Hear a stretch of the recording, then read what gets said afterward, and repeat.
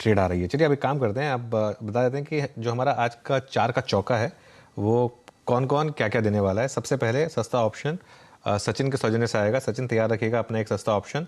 F&O superstar के लिए हम जाएंगे चंदन तापरी जी के पास, उनसे लेंगे एक बेहतरीन कॉल। चार्ट का चमत्कार आज आशीष बहेती जी देंगे और मिड कैप फंडा के लिए हमारे साथ कुछ ही देर में आस्था जैन जी जुड़ेंगी, तो इन सब से बात करेंगे और ये चारों के चारों ट्रेड्स आपके लिए लेकर आएंगे।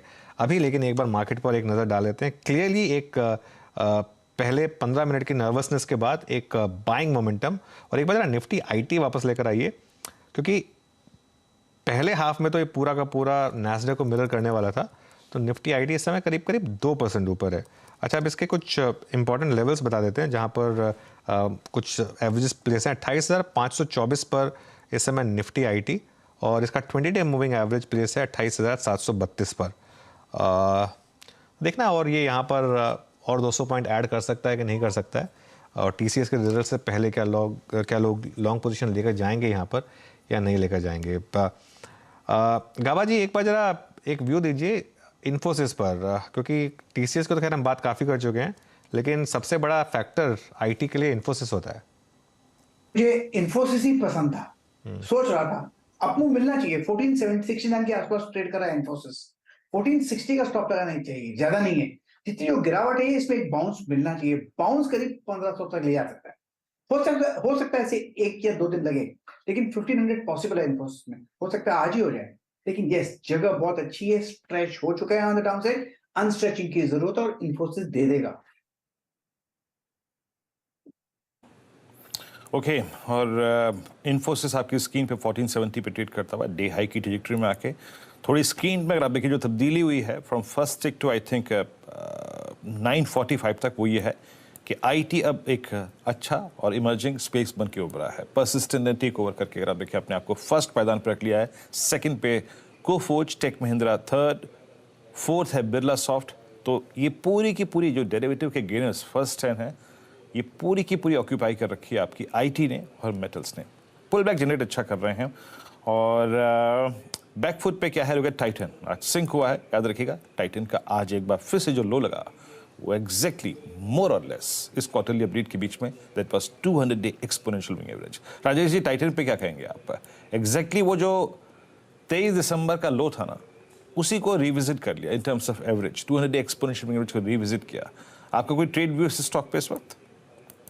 वीरेन जी, मेरे हिसाब से फिलहाल तो मैं न्यूट्रल रखूंगा यहाँ पे। द रीजन क्यों है, अगर आप इसका चार्ट देखें तो इसका जो 200 डीएमआई है वो है 2460 के आसपास का, और ऑलमोस्ट 2467 का आज का लो है। कहीं ना कहीं लगता है अगर ये लेवल टूटा तो प्रोबेबली ये जो पूरा व्यू था टाइटन का वो निगेट हो जाएगा, क्योंकि इन दैट केस जो ब्रेकआउट दिया था 2-3 दिन पहले, वो ब्रेकआउट फॉल्स ब्रेकआउट हो जाएगा और वहां पे बुल ट्रैप हो जाएगा। तो यहाँ पे आपको जो वॉच करना है वो रहेगा 2460 का लेवल। अगर वो टूटता है तो मुझे लगता है टाइटन में एक फ्रेश सेलिंग माउंट होगी, जो इसको प्रोबेबली आप कहेंगे 2400 तो आराम से आ जाएगा, लेकिन उससे नीचे के लेवल पे अनफोल्ड हो गए। तो यहाँ पे एक रिस्क जो है वो थोड़ी बढ़ रही है। सो 2460 के नीचे अगर आपकी पोजीशन लॉन्ग है तो keep your stop loss below 2460। अगर वो टूटता है देन एग्जिट। ओके, चलिए एक काम करिए, अब जरा एक बार आईसीआईसीआई बैंक लेकर आइए इंट्राडे। और अब जिस तरीके का पिछले 5 मिनट का बिहेवियर मैं निफ्टी और बैंक निफ्टी का देख रहा हूँ, और मुझे लग रहा है कि जो निफ्टी आईटी की जो पहले घंटे की तेज़ी थी, अब मुझे लग रहा है कि वो यहाँ पर आकर शायद थोड़ा सा विराम लेगी, और अब बेट ऑन पास होगा बैंक निफ्टी के पास। और बैंक निफ्टी में क्योंकि आईसीआईसीआई बैंक ने देखिए लोअर लेवल से जो अब रिकवरी दिखानी शुरू की है, अब ये अगर यहाँ सस्टेन की और इसमें अगर आपने जोड़ दिया ये जो एचडीएफसी बैंक में बाइंग हो रही है, और अब बैंक निफ्टी ट्रेड कर रहा है उस लेवल के ऊपर 42,428, वो जो 50 डे एक्सपोनेंशियल मूविंग एवरेज था जिसकी हमने बात की थी, अब 42,428 के ऊपर ट्रेड कर रहा है ये। तो एक लग रहा है एक मामला यहाँ पर कि एक बार वो आपको देखिए, वो आईसीआईसीआई बैंक जो नेगेटिवली इम्पैक्ट कर रहा था पूरा का पूरा वाइप आउट हो गया करीब 70-80 पॉइंट का। अब अगर यहाँ से थोड़ा सा सस्टेन करेगा ऊपर तो एक इंटरेस्टिंग ट्रेड आपको दे सकता है शायद बैंक निफ्टी, तो थोड़ा सा उस पर नज़र रखें। अच्छा, एक और स्टॉक लेकर आइए जो एक्चुअली 2-3 दिन से सपोर्ट कर रहा है मार्केट को, रिलायंस। एक बार रिलायंस का चार्ट लेकर आते हैं और देखते हैं किस तरीके का मूव यहाँ पर।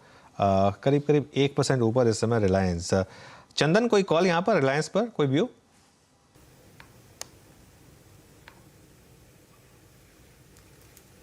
देखिए अनुज जी, रिलायंस कहीं ना कहीं बॉटम तो बना चुका है, बट यहाँ पे फॉलोअप नहीं आई। और मैं ऑब्जर्व कर रहा हूँ इस मंथ के स्टार्ट में 2600 की पुट में राइटिंग हो रखी थी, और जबकि स्टॉक इससे नीचे था। तो कहीं ना कहीं रिलायंस या 2600 के लेवल के लिए तैयार हो रहा है।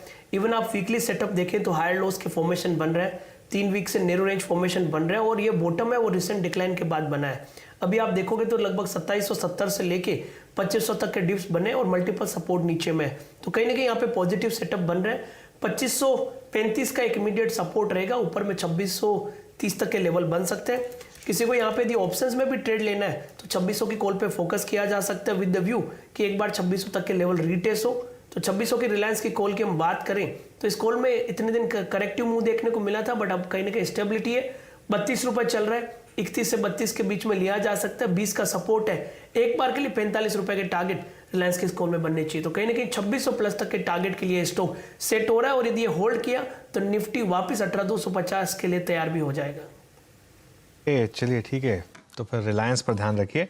रिलायंस की बात हुई है तो स्टैंडर्ड डिस्क्लेमर आपकी स्क्रीन पर एक बार वापस आएगा, लेकिन सबसे इंपॉर्टेंट स्टॉक है मार्केट के लिए, तो इसलिए इसका जिक्र करना जरूरी होता है। अब एक काम करते हैं, हमारी सीरीज 4 का चौका उसकी शुरुआत करते हैं। सबसे पहले सस्ता ऑप्शन सचिन की तरफ से। सचिन बताइए। अनुज जी, मुझे लग रहा है यहाँ पर थोड़ा सा मैं कॉशियस रहूंगा, एंड उसी की वजह से फार्मा पे थोड़ी सी डिपेंडेंसी होगी मार्केट में। मुझे लग रहा है थोड़ी सी उथल पुथल हो सकती है, जिस तरीके से दोनों इंडाइसेस डाइवर्जिंग है। तो यहाँ पर सन फार्मा में खरीदारी करने की सलाह होगी। 1000 का जो कॉल ऑप्शन है वो आपको खरीदना है, जो लगभग 28 के आसपास फिलहाल ट्रेंड हो रहा है। स्टॉप लॉस आपको लगाना है अराउंड 23 पे, एंड इंट्राडे का टारगेट लगभग हो सकता है अराउंड 38 से 40 के रेंज में। तो खरीदारी करनी है सन फार्मा के 1000 के कॉल ऑप्शन में। सन फार्मा के 1000 की कॉल ऑप्शन। एफएनओ सुपरस्टार चंदन की तरफ से। चंदन,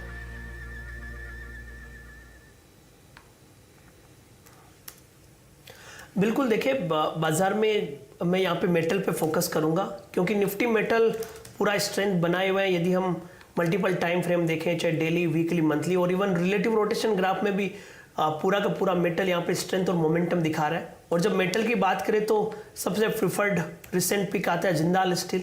जिंदाल स्टील पे खरीदारी की सलाह है।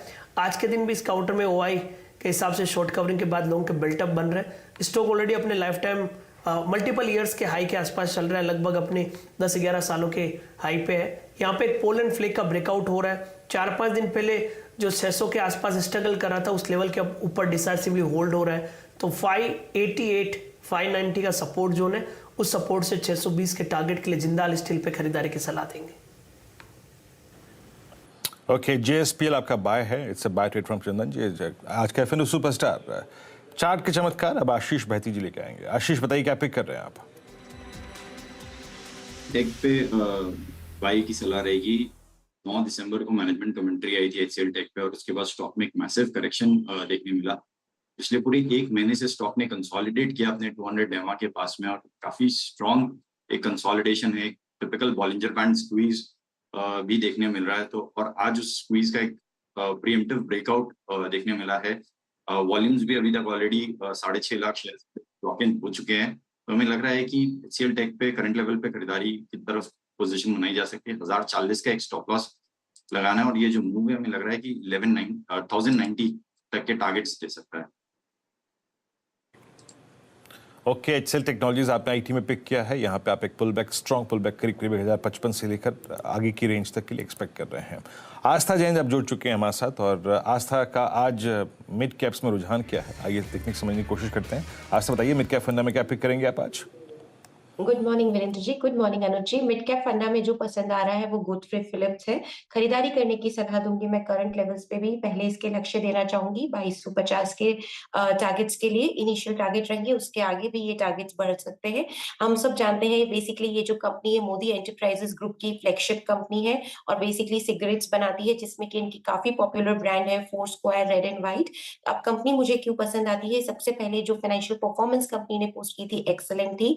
In fact top line bottom line सब में ही इन्होंने 30 से 40% की ग्रोथ दर्ज करी है। दूसरी तरफ देखें तो जो इनका नॉन टोबैको बिजनेस है जो तकरीबन 11% है, वहां पे भी अच्छी ग्रोथ आई है और इंटरनेशनल बिजनेस भी इन्होंने काफी अच्छे से ग्रो किया है। अब कंपनी का जो च्यूइंग बिजनेस है उसको कंपनी डाइवेस्ट कर चुकी है उस बिजनेस को, और ये अक्टूबर 22 में हुआ है क्योंकि वो पूरा फोकस करना चाहते हैं सिगरेट्स के ऊपर। मुझे लगता है ये काफी इंपॉर्टेंट पॉइंट होगा। और एक और इम्पोर्टेंट पॉइंट लगता है कि इन्होंने फिलिप मॉरिस के साथ जो यहाँ पे एक पार्टनरशिप की है वो और भी यहाँ पे मजबूत हमें देखती हुई नजर आएगी, क्योंकि कंपनी की जो मेलबेरो ब्रांड है वहां पे इन्होंने एक पार्टनरशिप की है फिलिप मॉरिस इंटरनेशनल के साथ, तो वो भी एक काफी अच्छा यहाँ पे एक ड्राइवर रह सकता है going forward. All and all Godfrey Phillips को खरीदना चाहिए 2250 के इनिशियल टारगेट्स के लिए। समय सीमा यहाँ पे 2 से 3 महीने भी रखी जा सकती है मार्केट्स की वॉलेटिलिटी के अनुसार। और एक डिस्क्लेमर है, क्योंकि हम पीएमएस चलाते हैं तो हो सकता है हमारी होल्डिंग में ये स्टॉक हो। ओके, गोडफ्रे फिलिप्स, यहाँ पर एक बाय कॉल आता हुआ 3.5% इस समय स्टॉक ऊपर है।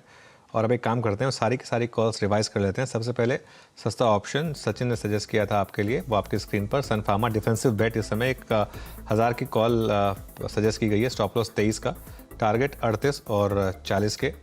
उसके बाद एफएनओ सुपरस्टार, वो हमारे लिए चंदन तापरिया जी ने, उनकी कॉल है जेएसपीएल फ्यूचर्स बाय करने के लिए।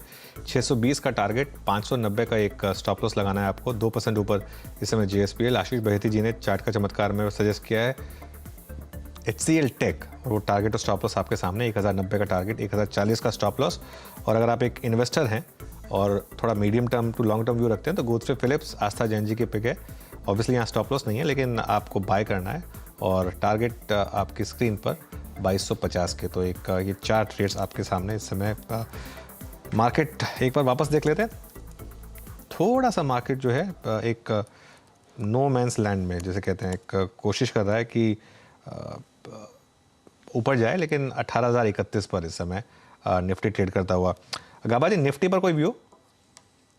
या मुझे निफ्टी अप लगता है। इनफैक्ट इतना स्ट्रेच हो चुका था, मेक और ब्रेक जोन था, अप मूव है। अगर यहाँ पर भी अगर आज बंद हो जाता है तो मेरे ख्याल से फिर 18,200 से 18,300, सॉरी 18,200 से 18,300 भी देखेंगे कल परसों। खैर यहीं पर ही बंद हो जाता था क्योंकि स्ट्रेच था ऑन द डाउन साइड। और बैंक निफ्टी देखा जाए तो थोड़ा ज्यादा ही स्ट्रॉन्ग था रिलेटिवली निफ्टी के मुकाबले, तो यहाँ पर भी अप मूव है। और बैंक निफ्टी की बात है तो लगता है 43,000 की तरफ जा रहा है। सिर्फ आज सस्टेन करना है यहाँ पर, और लगता है करेगा। ओके, ये बैंक निफ्टी पे आपके प्रकाशित कमेंट्स थे। मीनवाइल जो गॉडफ्रे फिलिप्स, याद रखिएगा अभी आस्था जी ने कॉल दी थी। टेक्निकली और चार्ट्स पर अगर आप जाके देखें तो याद रखिएगा it's an all time high trajectory for 2078 Godfrey Phillips.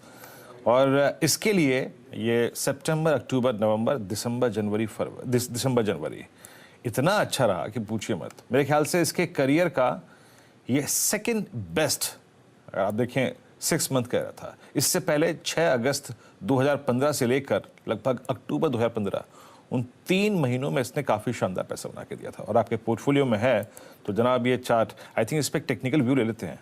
मानस, मतलब मैं तो आस्था जी के बात करते करते इस चार्ट को देखने गया, और क्या गजब, क्या खूबसूरत चार्ट। और आई थिंक ये जो 8 दिसंबर से लेकर अब की जो पैटर्न है वो तो बहुत शानदार है। क्या कहते हैं, अगर ये 2100 की ट्रेजेक्टरी पार कर गया और मान लीजिए मेरे डीमैट में है, कहां तक रखूं इस स्टॉक को? देखिए, अक्टूबर के मंथ में ब्रेकआउट आया था, करीब 1450 के ऊपर हमने ब्रेकआउट देखा था, और वो एक बहुत बड़े कंसोलिडेशन के बाद का ब्रेकआउट था, जिसके टारगेट 2100 रुपए के आसपास के आते थे, वो ऑलरेडी अचीव हो चुके हैं। लेकिन चार्ट तो अभी भी, अगर हम शॉर्ट टर्म चार्ट पे जाएंगे तो वो भी बेहतरीन लगते हैं। एक फ्रेश ब्रेकआउट चार्ट पे देखने को मिला है। अब अगर हम शॉर्ट टर्म के लिए इस ब्रेकआउट की बात करें तो मेरा समझना है कि शायद आपको 2250, 2300 रुपए तक के भाव देखने को मिल सकते हैं।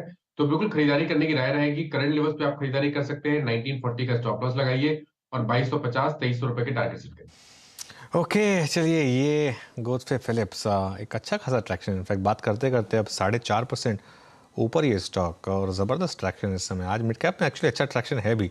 हालांकि निफ्टी देखिए, बैंक निफ्टी में एकदम से वापस कूल ऑफ, बहुत ही वॉलेटाइल मार्केट। एकदम से लास्ट के 10 मिनट में आप देखेंगे बैंक निफ्टी करीब 60-70 पॉइंट ऊपर से फिर वापस गिव अप करता हुआ।